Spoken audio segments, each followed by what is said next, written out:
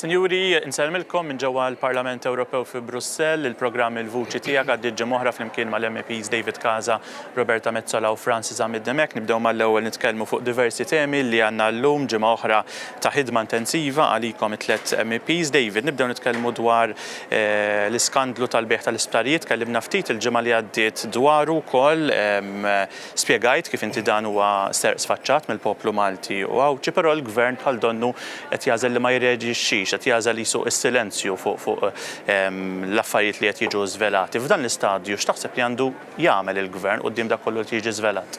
Ħa nibdew minn hawn, naħseb illum għandna konferma f'Malta illi kull ma miss Konrad Mizzi ifisser diżastru. Ġifieri jekk wieħed jibda jara pereżempju l-Università suppost Amerikan, diżastru. Il-beħ tal-Ena Malta, diżastru ieħor. U llum għandek di sitwazzjoni ta' 3 isptarijiet. L-imbiħ għal 50 miljun lil-Vitals. Dan għamlu assolutament xejn ħlief illi ddejnu b'50 miljun kważi oħra u b'imħabba fekkelhom ibijaw lil stewards u mbagħad bjuro biss. Ħallewna sistema tas-saħħa sfrakassata, taw kuntratti qabel bijaw lilhom infushom esklusivi biex jibqgħu jaqalgħu l-flus minn fuq dar il-poplu Malti. U allura għandna sitwazzjoni hawn fejn is-servizz tas-saħħa qed jiddiklajnja, niżel l-isfel. U b'kumpaniji barranin jagħmlu l-flus minn fuqna il-Maltin. Naturalment, wieħed ukoll jista' jsemmijaw il-diżastru ieħor li qed isir f'Pembroke bħalissa art tal-Maltin tingħata biex xejn lill-kumpaniji privati biex jispekulaw minn fuq dar il-poplu Malti għawċi. Rajna dal-aħħar illi jaqqas il-Ministru responsabbli mis-saħħa ma jista' jgħidilna ta' dan id-deal li sar x'ħa il-poplu Malti, xi gwadan għamel il-poplu Malti. U Chris Fern donnu jidher illi huwa imbarazzat b'dawn id-domandi imma l-poplu Malti iridhom ir-risposti għal dawn id-domandi. Iridu nkunu nafu il-poplu Malti xi gwadanja, dan huwa serq sfaċċat, dan id-diżastru fil-qasam tas-saħħa tagħna ma kenniex bżonnu. U allura aħna nsostnu illi għandna ningħataw ir-raġunijiet il-għala sar, għandna nkunu nafu verament il-kuntratt x'kien jgħid mhux mod kull paragraf mottija kif tiftakar meta ġie ppreżentat fil-Parlament tagħna għaliex dan is-serq sfaċċat il-poplu Malti xi ħadd trid jaqaflu. U huwa l-Partit Nazzjonalista illi se jaqaflu u m'għandix dubju l-poplu Malti għawċi, speċjalment ukoll Awċin, ħofra ħallew l-omem, diżastru ieħor għandna fl-isptar ta' Għawdex. Irridu nkunu nafu il-għaliex sar, min igwadanja u għaliex igwadanja u li jerġgħu jingħataw dawk l-isptarijiet lura lill-poplu Malti. Dak li qed jistenna l-poplu Malti. Francis, fuq l-istess suġġett ta' David, l-oppożizzjoni issa ilha numru ta' xhur ukoll tinsisti li l-kuntratt kif qal mhux bil-blackout, ġifieri jiġi pubblikat kollu illi d-deal jitwaqqaf kemm jista' jkun malajr. U hekk qed nitkellmu fuq settur illi jużaw is-settur tas-saħħa u l-isptarijiet meta nkunu l-aktar vulnerabbli. Kemm hija inkwetanti li l-gvern issa qed jażel ma' settur ukoll fejn in-nies ikunu vulnerabbli jridu jużaw is-servizzi tas-saħħa kemm f'Malta però anke f'Għawdex. Hija inkwetanti ħafna u fil-fatt wieħed mill-ewwel jiftakar dwar il-kawża li infetħet mill-kap tal-Partit tagħna, Dr. Adrian Delija, preċiżament biex nippruvaw li dawn l-isptarijiet jerġgħu jsiru tal-poplu. Għax inti meta għandek l-isptarijiet ewlenin u l-isptarijiet ewlenin anki b'dan il-mod skandalus u b'dan il-mod li jindika mill-ġdid korruzzjoni sfrenata jingħataw lil-Vitals li kif għadna diversi drabi ma kellhom ebda reputazzjoni, ebda rapport, ebda indikazzjoni li huma xi darba ħadmu fis-settur tas-saħħa li kellhom xi klinika x'imkien li kienu qed jagħmlu xi ħaġa. Bissa bil-konsegwenza kif indika wkoll David li allura dawn jħarbulek 50 miljun euro. U ma għamlu xejn tagħhom, ma għamlu xejn assolutament tagħhom. Mela da isna tajna rigal hekk ta' 50 miljun li ħbieb. L-nies li għadna sissa laqqas nafu ċert min huma. U mbagħad huma jgħaddu il-kuntratt lil ħaddieħor. Imma mhux hekk biss, isir dan il-kuntratt ta' esklusività lit-Technoline. Xi fisser il-kuntratt ta' esklusività lit-Technoline li issa għandek ukoll ir-rabta bejn dik il-kumpanija u Brian Tonna li huwa involut fil-istrutturi tal-Panama narġgħu niftakru naturalment fil-Henville tajjeb fil-Figran, tiftakar f'dan l-istrutturi kollha. U x'inhu dan il-kuntratt? Li dak kollu li għandu bżonn l-isptar pubbliku tagħna, l-isptarijiet pubbliċi tagħna, jaħduhom direttament mit-Technolite. Mela fejn spiċċa il-proċess qabel li inti tagħmel tender. Jekk ikollok kumpanniji fis-settur tas-saħħa li għandhom apparat mediku, li għandhom mediċina, iridu jgħaddu mit-Technolite, mela nispiċċaw il-kummissjonijiet fuq il-kummissjonijiet. U allura l-poplu Malti jinstera darba darbtej tlieta dejjem ukoll fejn għandek sfortunatament involut il-Ministru Konrad Mizzi. Issa id-deputat Prim Ministru Chris Fern qed jipprova jaħsel idejjek, imma Chris Fern għandu ħafna iktar poteri minn hekk, għandu jidħol ħafna iktar fil-kwistjoni. Jiena meta nara dan kollu mbagħad niftakru settur tas-saħħa jiena fil-qasam tad-diabete kemm inni nagħmel l-appell biex nagħtu l-continuous glucose monitors għal dawk it-tfal biex ma jqogħdux jittaqbu, għalhekk m'għandniex flus. Ma biex nagħtu rigali, biex nisirqu l-poplu Malti issa minn dak li huwa tant marbut mal-ħajja tiegħu ta' kuljum, is-settur tas-saħħa, l-isptarijiet tagħna. U allura żgur tkun importanti ħafna anke fil-ġranet li ġejjin dak li rridu nkomplu nisimgħu mill-qrati tal-ġustizzja ta' Malta fuq dan is-suġġett. Tajjeb. Roberta, fuq tema differenti, però wkoll kontroversjali, bħal da żmien 5 snin, inti kont tagħmel diskors fil-fwajr tad-Dar Ċentrali brabta mal-bejħ taċ-ċittadinanza, u nixtieq insegwu silta minnu biex imbagħad nistaqsik xi mistoqsijiet dwar, u nsegwu silta mid-diskors tal-MEP Metsola 5 snin ilu fil-fwajr tad-Dar Ċentrali. Dan huwa gvern goff li għal xi raġuni li jaf huwa biss hija tibih iċ-ċittadinanza Maltija bi-skema ta' cash and carry jew ta' discount store. Kull passaport li jinbih biċ-ċip ibaxxi u jwaqqa il-valur taċ-ċittadinanza ta' kull wieħed u kull waħda minna. Dan m'hux sewwa u sewwa dejjem iddefendennih. U ġilidna għalih kullimkien u ma' kulħadd.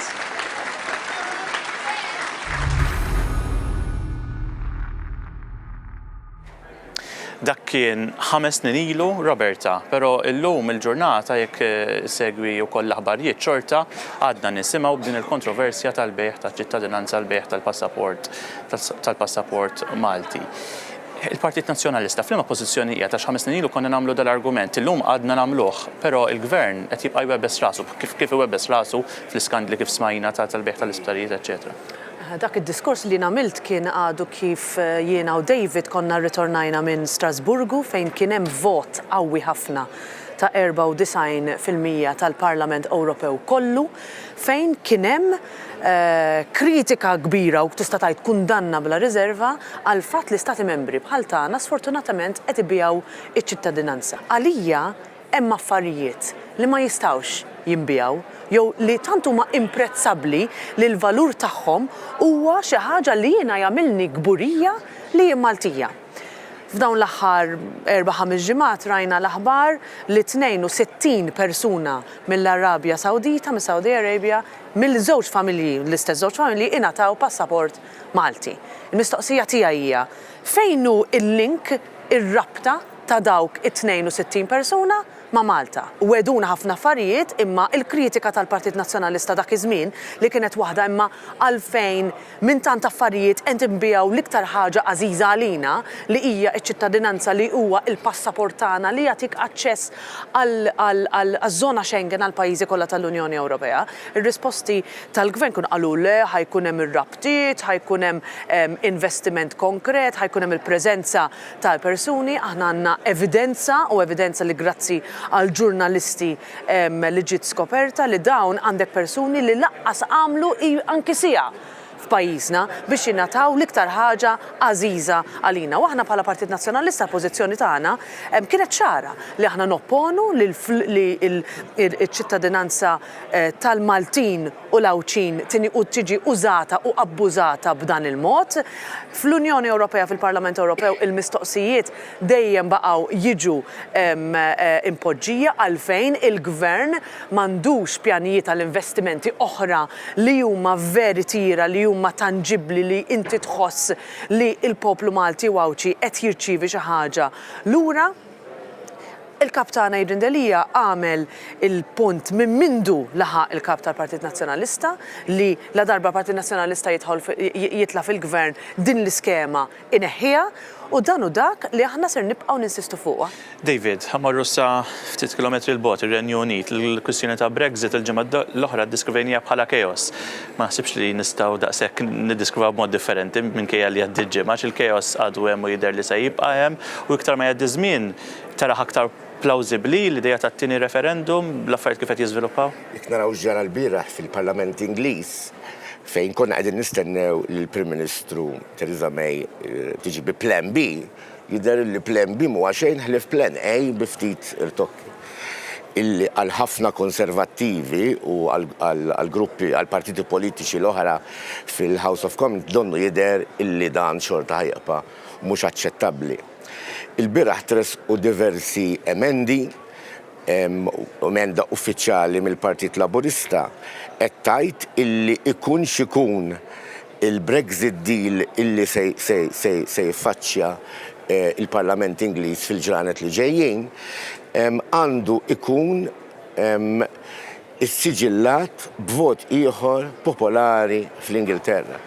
Jiġifieri hawnhekk issa għandna sitwazzjoni fejn il-verità ħadd ma jafa, jiġifieri kif ħajkun dan il-Brexit deal illi Theresa May qed tipprova tagħmel mal-partiti politiċi fejn għandek reżistenza qawwija nerġa' ngħid u dan huwa l-iktar perikolus fil-Partit Konservattiv innifsu u anke minn partit ieħor li jismu DUP donnu jidher illi x-xenarju plawsibbli bħalissa huwa no deal.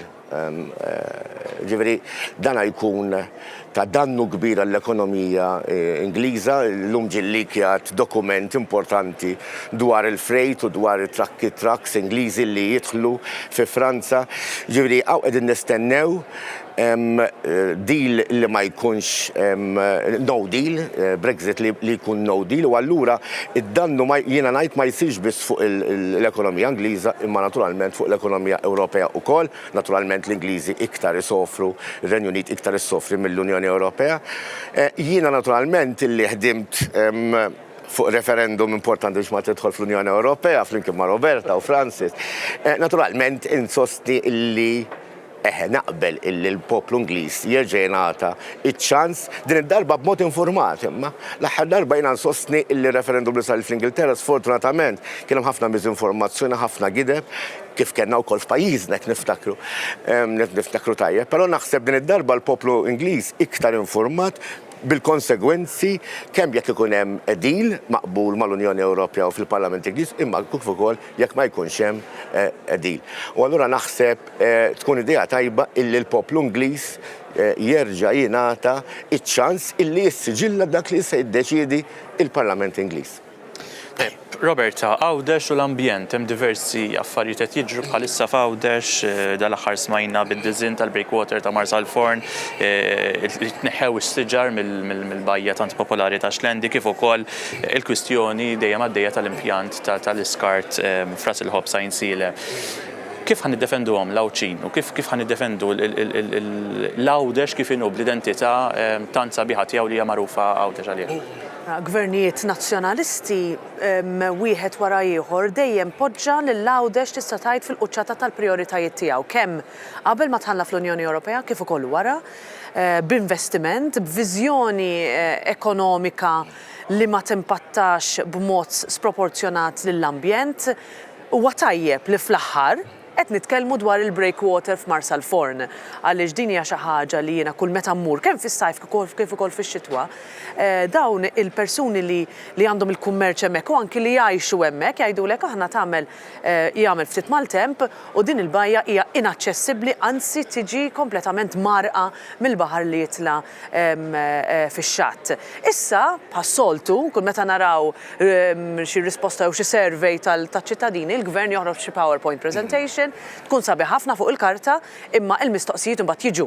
L-argument tagħna huwa li aħna nixtiequ li meta jkun hemm proġett bħal dan ikun maħsub mhux biss għall-medja, ikun maħsub mhux biss biex il-Ministru jew il-Prim Ministru jiġi jagħmlu press conference u jitilqu lemm ma jerġgħux jiġu lura, imma jien nixtieq inkun naf issa x'inhu l-impatt ambjentali ta' proġett bħal dan. Jien nixtieq li Marsal Forn wara li jsir il-breakwater ma jsirx port bħalma huwa l-imġar imma li jibqa' l-bajja pittoreska li hemm jiena l-isbuħija li għandha dik il-bajja u li tant inqatta' żmien fiha flimkien ma' tfal fis-sajf u fil-weekends hija xi ħaġa li jien nixtieq tibqa'.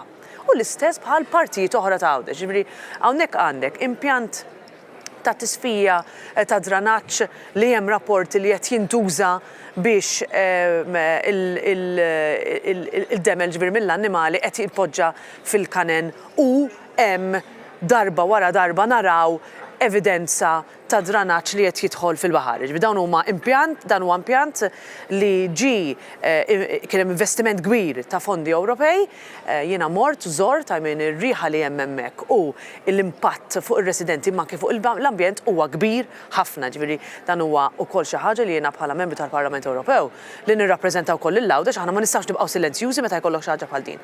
U wkoll issa din l-aħbar dwar il-bajja li tant inħobbu ta' xlendi, ġifieri għal-Gvern Laburista qisna kull meta jaraw siġra f'moħħhom car park.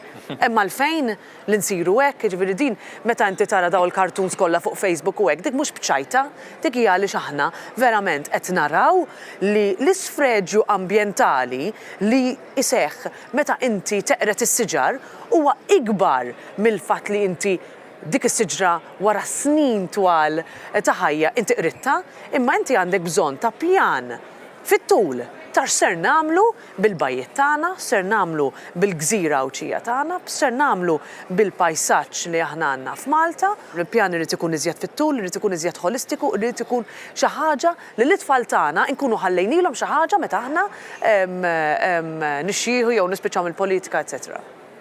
Francis, fuq tema differenti, inti qed tinsisti mal-Gvern Malti biex iżid il-fondi għall-istudenti li jridu jagħmlu d-dottorat, però anke f'dak li għandu x'jaqsam mar-riċerka. Kemm hija importanti li jkollna nies speċjalizzati f'Malta f'diversi oqsma, mhux settur wieħed biss, kemm fl-Università ta' Malta, però anke dawk li jistudjaw barra.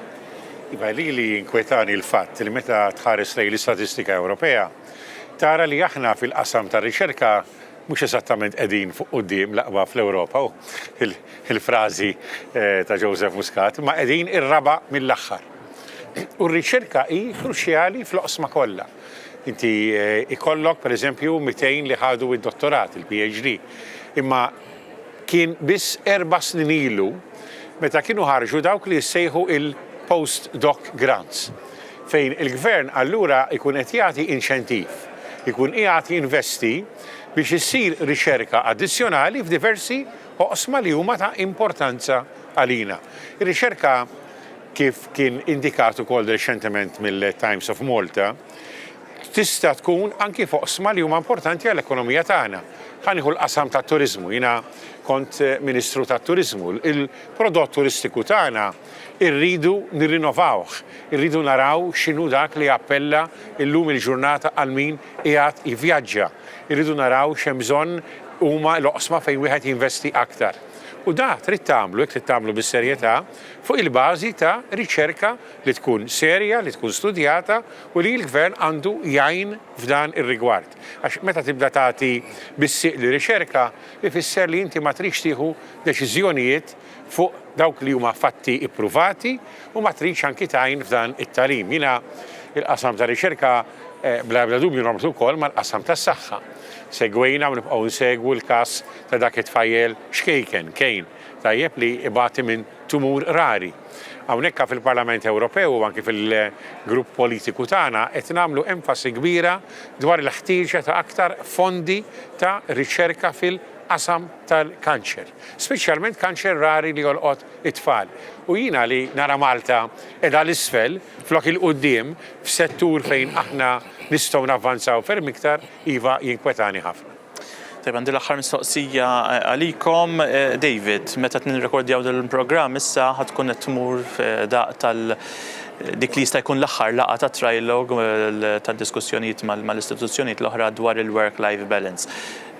Se tkun l-aħħar waħda se konfidenti li se tingħalaq?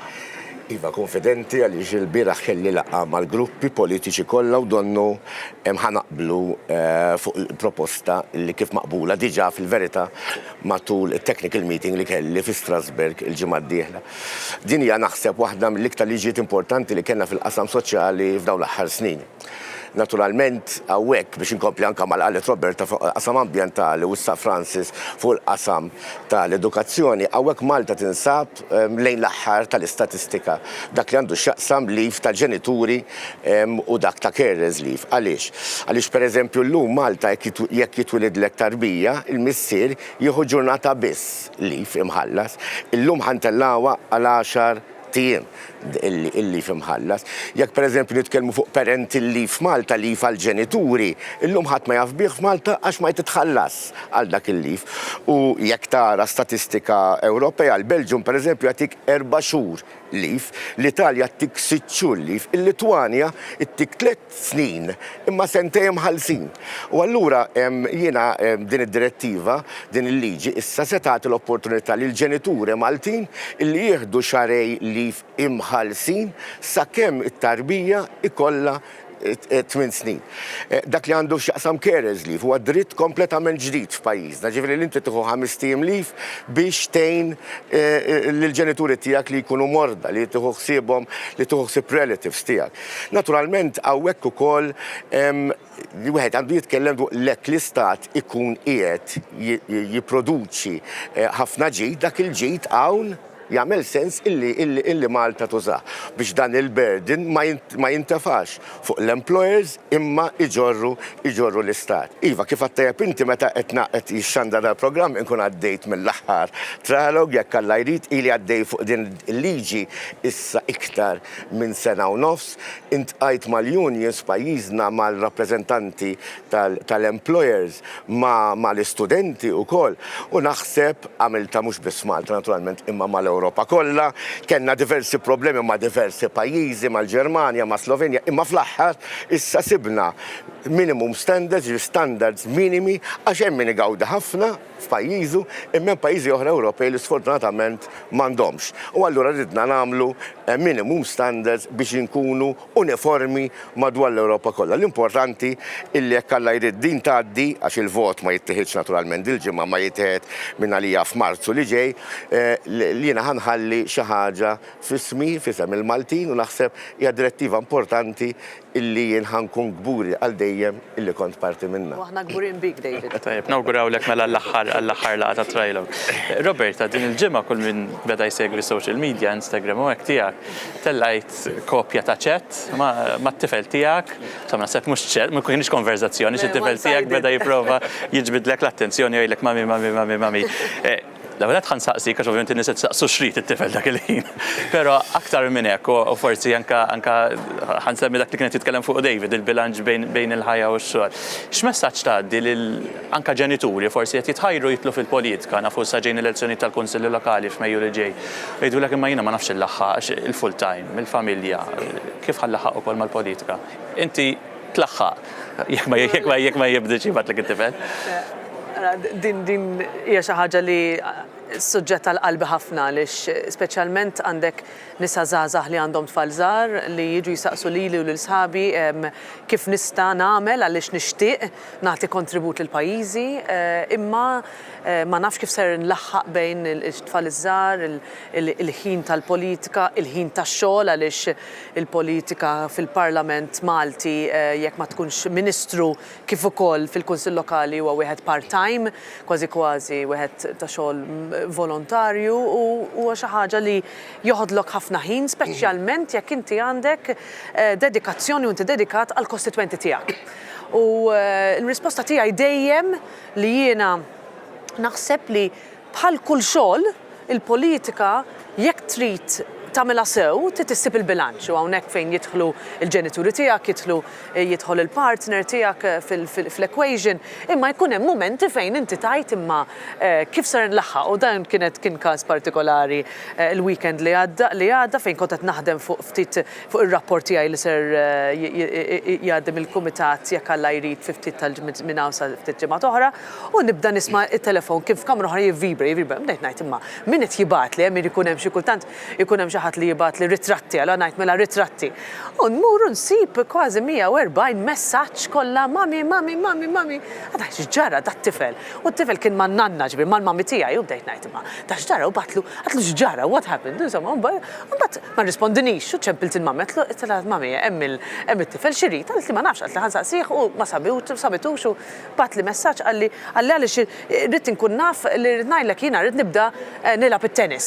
Għatlu ma allura hemm għalfejn kważi 140 messaġġ tajtni qata milli ma nafx imma kienet xi ħaġa ħelwa li mbagħad poġġejta fuq is-social media u tajt xi reaction kienet ta' ommijiet li għandhom tfal żgħar bħal tiegħi jgħidu jiena għandi l-istess sitwazzjoni u naħseb il-messaġġ huwa li jekk għandek WhatsApp ittieħulhom xi tfal jużawha biex jibgħatulek mijiet ta' messaġġi f'daqqa f'żewġ minuti. Ekku, mela tajna l-kurzita wkoll ta' minnet eżegwina fl-aħħar Francis, nhar il-ġimgħa li għaddiet inti kellek laqa ma' diversi residenti ta' Ħal-Qormi, Siġġiewi u anke Ħażebbuġ. X'kienu t-temi li n-nies qed jistaqsuk dwarhom u inti fiex weġibthom?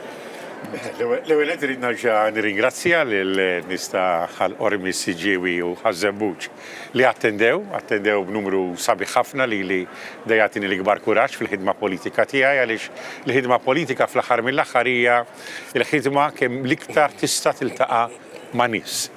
U rrid nagħti ftit eżempji oħra. U l-temi waħed mill-iktar li semmew tkellem fuq qabel David fuq Brexit għaliex hemm ċertu nkwiet il-Maltin għandhom ħafna nies jiġu minnhom li jgħixu hemm biex jistudjaw, biex jaħdmu, x'ser jiġri u tipprova tispjega dak li mhux ċar fuq l-immigrazzjoni daw kienu u anki fuq kif ilaħqu mal-ħajja. Rrid ngħid li kelli domandi simili anki qabel, jiena qabel dik l-attività kont qiegħed qed inħabbat il-bibien fid-djar ir-Rabat u mbagħad laqgħet insemmu l-attivitajiet ta' tmiem din il-ġimgħa forsi ġurnata li żgur nibqa' niftakar għall-ħadd għaliex il-ħadd bdejt kmieni ħafna l-ewwel mort għamilt il-mixja il-walkathon it-10K. Għattilet darba. Iva u nexxiel iżomm li nippruvaw. Għajt mija wara li kien għandu kamilisti. Wara li David konna l-każi tal-Partit Nazzjonalista bil-Kirkara, l-attività politika naħseb li mill-aqwa li kellna hemmhekk. L-attività ma waqfitx hemmhekk għaliex imbagħad wara kelli ikla tal-kappilla ġdid tal-parroċċa tiegħi tal-Balluta wara tlajt Għawdex. Attività oħra li żgur nibqa' niftakar fit-tmiem il-ġimgħa li għaddiet kienet din il-laqgħa li kienet organizzata mill-President Wellbeing Foundation għat-tfal, numru ta' tfal li ġew jiltaqgħu ma' membri tal-Parlament Ewropew, ma' kandidati u jgħidulna huma fuq ix biex rajtek jolqothom fuq il-bullying. Fajla minnhom tkellmet dwar li tiddejjaq tajt li feminista li xikun hemm jgħidilha allura inti ma tħobbx jew tobgħod l-irġiel, din qed nitkellmu tifla ta' età żgħira u tkellmu dwar l-immigrazzjoni u dwar huma kif iħarsu lejn li għandna nintegraw nies oħra.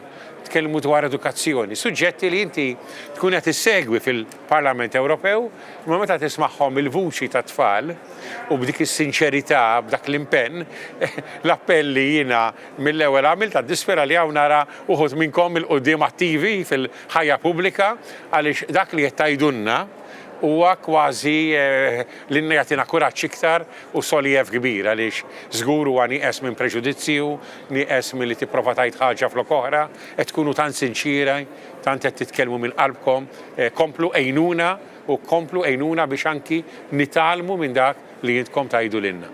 Tajjeb ħafna, grazzi Francis, Roberta u David, aħna ġejna fit-tmiem programm ieħor Il-Vuċi Tiegħek inkunu magħkom il-ġimgħa li għaddiet sa dakinhar. Nselmilkom.